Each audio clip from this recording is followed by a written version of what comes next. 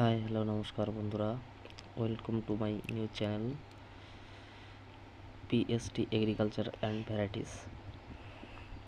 আজ আমি দেখাবো আমার ভেড়ির মাছের খাবার খাওয়া, নতুন চারা মাছ হয়েছে সব, এবং মাছগুলো অতি দ্রুত সুষম খাবার পেয়ে কেমন এদের বৃদ্ধি হয়েছে এবং এদের খাওয়ার উৎসাহটা কেমন, এটা আমি আপনাদের দেখাবো।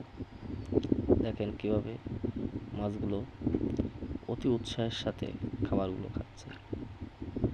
মূলত ভেড়িতে সর্বদা ভাসমান জাতীয় খাবার দেওয়ার চেষ্টা করবেন, তাহলে চিংড়ি মাছ এবং কার্প জাতীয় সকল ধরনের মাছ খুব সুন্দরভাবে খাবার পাবে। কেননা যখন আপনি নিচে চলমান খাবারগুলো দেবেন, খাবারগুলোর অধিকাংশ নষ্ট হয়ে যাবে। আর কার্প জাতীয় মাছ মূলত ভাসমান খাবারগুলো খেতে পছন্দ করে, তাই সর্বদা ভাসমান খাবার ব্যবহার করার চেষ্টা করবেন। ধন্যবাদ সবাইকে সাথে থাকার জন্য। সাবস্ক্রাইব করবেন প্লিজ।